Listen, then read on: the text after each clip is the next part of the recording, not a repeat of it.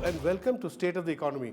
Today we have with us Mr. Jairam Ramesh, Union Minister for Rural Development, to discuss with us the seminal bill on land, not just land acquisition but rehabilitation, resettlement, which he brought in Parliament and the ruling UPA successfully executed the legislation. Welcome to our show, Mr. Jairam Ramesh. To begin with, this bill emphasizes on resettlement and rehabilitation. At the very outset, you said that this is not about land acquisition, as was the old mindset of the 1894 bill. Now, give us 2 or 3 key features of rehabilitation which will in future help people whose lands are being acquired. First of all, it's no longer a bill, it's an act. It's an act. It's an act now. And what the act does, and it's reflected in the title of the act, it's not called Land Acquisition Act 2013, reflecting a certain mindset which was there in 1894. This is the right to fair compensation. So that's the first right. Okay. We are giving the landowners the right to a fair compensation, which they didn't have under the old act, number one. Number two, the right to fair compensation and transparency in land acquisition. Because in the old act, all the powers were vested in the collector. It was not a transparent procedure laid out in the law. So that's the second right. And the third right, which, and the third, I'll come to that. And the third right is resettlement and rehabilitation, which was not present in the old act and for which there is no act in India. In fact, R&R, there is no law for an R&R in India. State governments and the central government have been following policies, and those policies have been very ad hoc. So what this act does, it gives the right to compensation, it gives the right to transparency whose lands are being acquired, and third, it gives the right to those who are being displaced to have adequate R&R as before the land acquisition process is complete. So it's not just the 1894 Act was amended 3 times in 119 years. I could have also amended it a 4th time.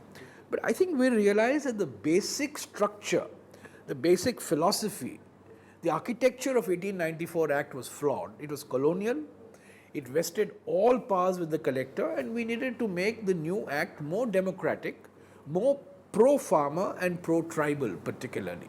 You're talking about pro-tribal. There are special provisions in the Act for scheduled areas, yeah, absolutely, right? Absolutely. Now, what are these provisions? Because in forest areas, people don't own land. Yeah.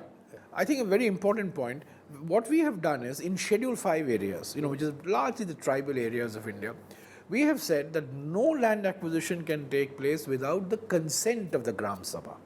And I underline the word consent because PESA, the Panchayat Extension to Scheduled Areas Act of 1996, talks of consultations. Now, we have gone beyond consultations in the scheduled areas. So, in the Schedule 5 areas, in the tribal areas, now you saw in Niyamgiri what happened. Yeah, the POSCO, all the Gram Sabhas. The 12 Palli Sabhas all rejected it. They rejected Palli Sabhas were selected by the state government. Yeah. So, in the Schedule 5 areas, the Gram Sabha has to give its consent to land acquisition. And in the non-scheduled areas, which is the bulk of India, consultations with the Gram Sabha should take place as part of the process of land acquisition. Consultations are absolutely essential, but in the scheduled areas, concurrence, approval, prior approval is absolutely essential and required. So, Jairam, what will be the impact of the provisions that you have provided for scheduled areas? Now, does it mean that for any project for extracting coal or iron ore minerals which are under forests, they will have to take consent of Gram Sabhas? Let's put it this way. There is a 4th schedule to this act, which exempts a number of laws from the application of this act immediately, in which the coal-bearing areas mining act, the minerals act, a lot of acts, 13 acts figure. But this new land acquisition act has 4 components. There's a consent component, there is a compensation component, there's an R&R component, and there is a procedure. Social impact assessment. What will happen in the case of coal mines and in the case of minerals is that within 1 year, the compensation and R&R in those acts have to be bought on par with the compensation and R&R stipulated in this new act. But the process of acquisition can continue as part of the old act if the government so chooses. And the consent clauses remain as of the old act. But the compensation and R&R of these acts, since you asked me about coal and minerals, the compensation and R&R of the old act, minerals and coal, must be on par with this new act. And private mining, private coal areas would certainly come under the application and ambit of the new act. New Act, okay. Absolutely. And there was some confusion about retrospectivity of, to the extent of at what stage the land acquisition is. Well, let me clarify. Can you explain that? Yeah, let me clarify, because this has caused a lot of confusion. See, there is no doubt that we have to redress a historical injustice. Yeah, sure. 1894 Act, land was acquired forcibly, compensation was not paid adequately, R&R was not even carried out. So there's been a lot of historical injustices. You know, Walter Fernandez, a very distinguished social scientist, has estimated that anywhere between 30 to 50 million people have been displaced on account of development projects in the last 50, 60 the range years. is a bit huge. And a lot of them are multiple displacement. So they've not got compensation, they've not got R&R. Now, what does the retrospective clause say? The retrospective clause is applicable in three situations. When under the old act, the award has not been announced, the compensation under the new act will be given. Okay, that is condition number one. Situation number two, when there is a land acquisition process that has been started 5 years or earlier, the award has been announced but physical possession of the land has not taken place, then compensation will be given under the new act. Okay, only compensation. We are not going to restart the process, only compensation. And third, when there is a land acquisition process that has started 5 years or earlier, and a majority of farmers have not accepted the compensation, then the new compensation rates will apply. Okay. So it's very clear. The three conditions, and this 5 years and old cases are for two of those three conditions, and we are very clear when, and we are not reopening the acquisition process. You're just bringing the compensation part. Exactly. We are taking the compensation That's on very, par. that's very interesting. We'll take a small break here. Please don't go away. Stay with us. Any purchases have taken place of land after September 5th, 2011, and that land is being acquired. 40% of that additional compensation must go back to the landowner and not to the speculator.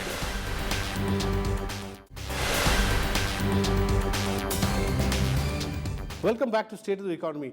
We have with us Union Minister for Rural Development, Mr. Jairam Ramesh, explaining some of the finer aspects of the Land Development Act. Jairam, you explained how the compensation provisions will work for projects with retrospective effect on certain conditions. Now, coming to another important aspect of the Land Acquisition Act, you know, land prices, Jairam, land prices have been really booming in the last 10 years. That is one of the reasons why a lot of problems have occurred between evacuees, people who are giving up land, because they feel that the process begins, and by the time the process ends in 2 years, the land prices have doubled, tripled, and then they feel dissatisfied. Now, price discovery is a very, very critical aspect of this act. Now, how do you discover prices? This country runs on circle rates for land which do not reflect the real market price. So how do you how do you ensure transparency in price discovery? Absolutely. These are very legitimate and very valid concerns, and let me respond to it in 2 or 3 ways. We are not saying that circle rate is the only basis on which to judge compensation. Today it is a circle rate, and that circle rate is determined by the collector, frankly. And there is an over-the-table circle rate and there's an under-the-table circle rate, right? So what the law says is, circle rate is one reference value, and in the vicinity where the land is being acquired, you take the average sale deed, average value of the sale deed in the last 3 years, the highest of that, and compare that with the circle rate, and the higher of the two you take as a reference value on which you apply your multiple of 4.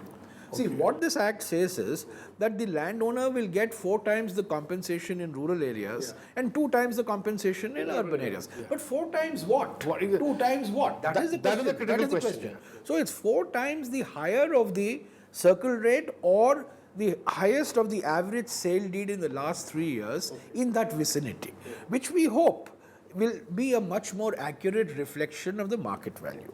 But I admit that this may or may not reflect the true market value of the land. Yeah. Now, so therefore for that, what have we done? We found that many states were acquiring the land and selling it off, Yeah, right?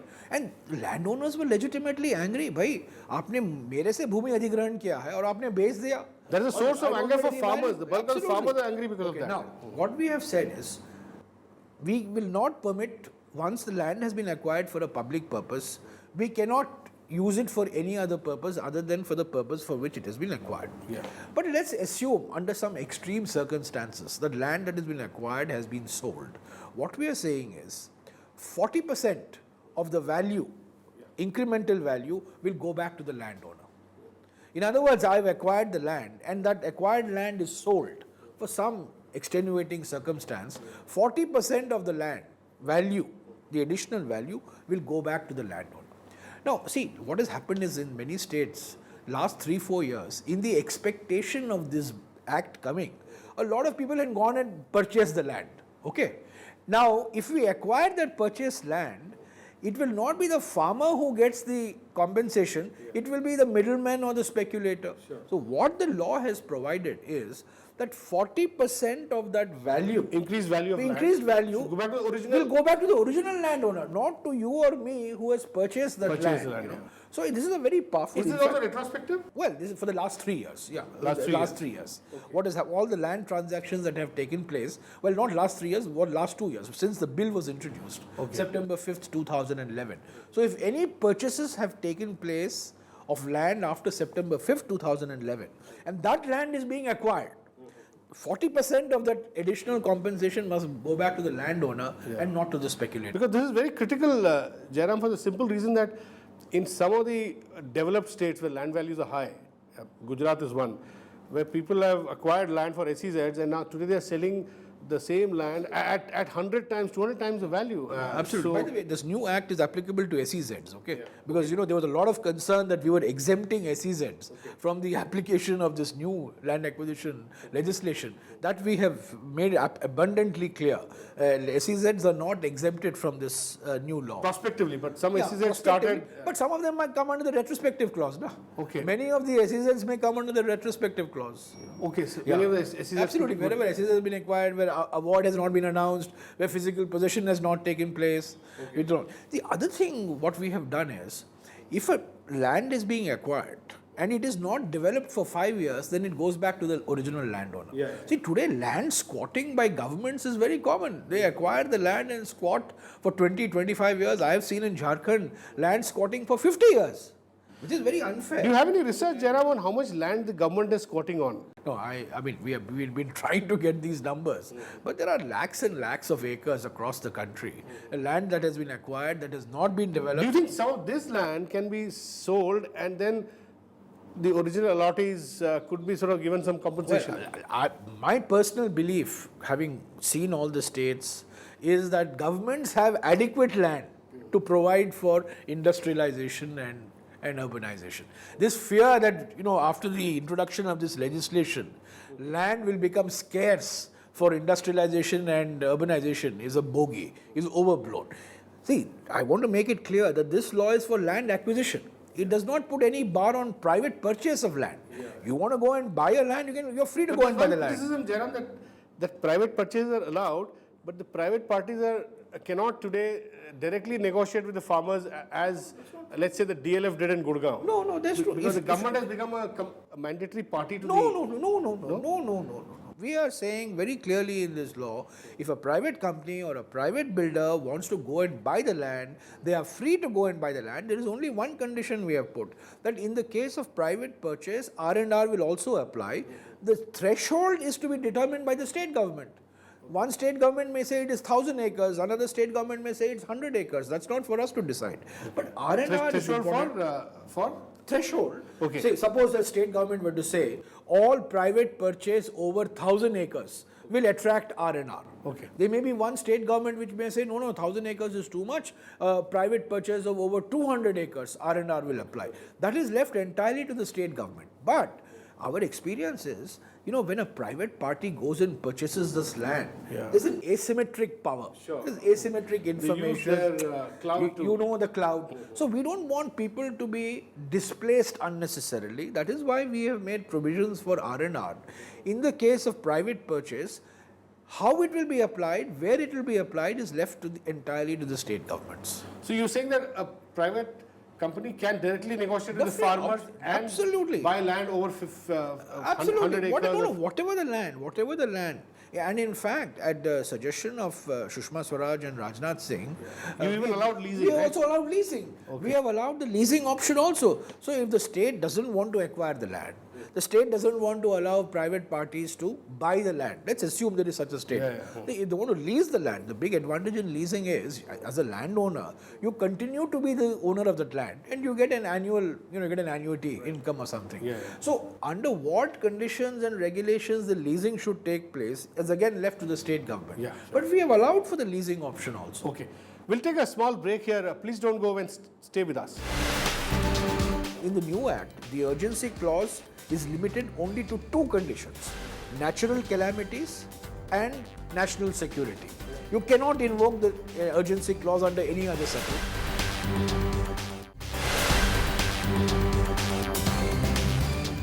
Welcome back to State of the Economy. Mr. Ramesh, you're talking about how compensation, when big industry negotiates with the farmers who are fragmented, so they have a natural advantage. So this bill provides for certain clauses which protects the farmers. But there's a general fear in the industry that there's too much government, too much bureaucracy now in various other aspects like social impact assessment, getting it cleared by this committee or that committee. How justified is this fear? Well, the social impact assessment is the fourth pillar of this legislation. The consent, the compensation, the R&R and the SIA.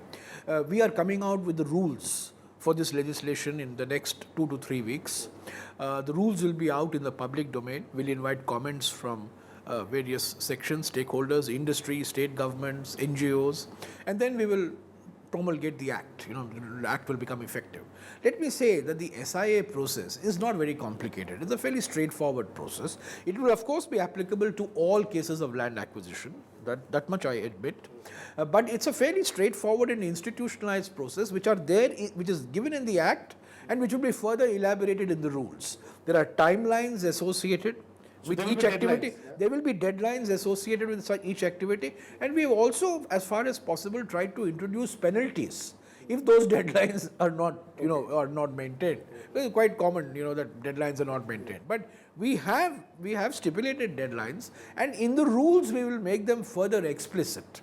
And I think the social impact assessment is absolutely important because what the reality is. The reality was that land was being acquired for public purpose and was being given away to private companies and builders at a song. Land was being acquired and it was being sold. More land than necessary was being acquired. Most cases. And land was being acquired and squatted upon. These are all the... And by the way, biggest misuse of 1894 was the urgency clause. State government after state government, and why state government, central government also, invoked the central urgency clause and acquired the land, and nothing happened to that land. Now, in the new act, the urgency clause is limited only to two conditions: natural calamities and national security. You cannot invoke the urgency clause under any other circumstance. What for schools, roads, hospitals? No, those small things you may be able to do, but urgency clause, I want to do it tomorrow. That can be done only for natural calamities and national security. And when you acquire it under the urgency clause, you pay 75% additional compensation to the landowner. Okay. Over and above that 4-time multiple that I mentioned to you. Let me also say one thing which has escaped attention, and this is because of our experience with Singur, and all such experiences. It's not only the landowner who gets the compensation. For the first time in this law, the landless... People who lose livelihood. Exactly. The sharecropper, the khet mazdoor, the informal economy fellow who is losing his livelihood losers. You can broadly describe compensation beneficiaries as land losers and livelihood losers. So it will be difficult And to both can determine get- livelihood losers, right? No, that is part of the social impact assessment. Okay, they That will is the essence of the social. You've hit the nail on the head. Yeah. The social impact assessment has to determine who are the landowners, Who are the livelihood losers? who are the livelihood losers. That's it. And because you see in Singur, you saw in Singur, Sure. which was a watershed in our land acquisition history, more people who were affected were livelihood losers rather than landowners. In fact, Jairam, I remember in Singur, we had met, some of us journalists met Buddhadev Bhattacharya just before the elections were over. Just about 2-3 days before electioneering was over in Bengal.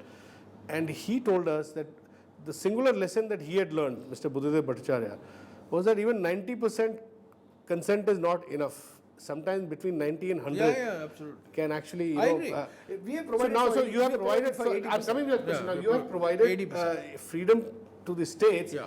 to even go up to 100%. 100%. See, we have set a minimum. Yeah. Okay. For private companies, 80% written consent, Yeah. and for PPP, 70%. Yeah. States want to make it higher, they're free to do so. Okay. But states can't lower it. In other words, what this act So it's like a establishes common minimum is a common. legislation. It's a baseline. It's a baseline. Compensation is a baseline. R&R is a baseline. Consent is a baseline. SIA is a baseline. If you want to improve upon this, you're free to do it under your state legislation. And Jaran, coming back to that important clause where 40% of the increased land values should go to the original landowners. Now, if this happens say 10 years after land is acquired and people have moved out, 5 years. how do you? 5 years. 5 years. Okay. Land has to be within 5 years. Okay. Because if the land is not used in 5 years' time, used means either it has not been developed or it has not been sold. If within 5 years, the land acquired goes back to the landowner. No, what I'm saying is that suppose the land is sold by the acquirer. Now, you have to then give part of the enhanced value to the original owner? Absolutely. How do you identify the No, original owner? you know the people who have got the compensation Because in the they would first have place. moved out.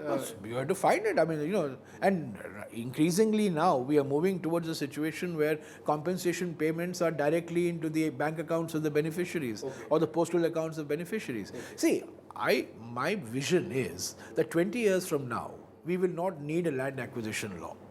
20 years from now, our land records would be reliable That's the other big aspect. and up to date. Yeah. Our registration procedures would be transparent and up to date and online. And people who need land will go and buy the land. They will not use government to acquire the land. Government should acquire the land under the most extraordinary circumstances. It should not be acquiring land for all and sundry purposes. But I don't think we are there today.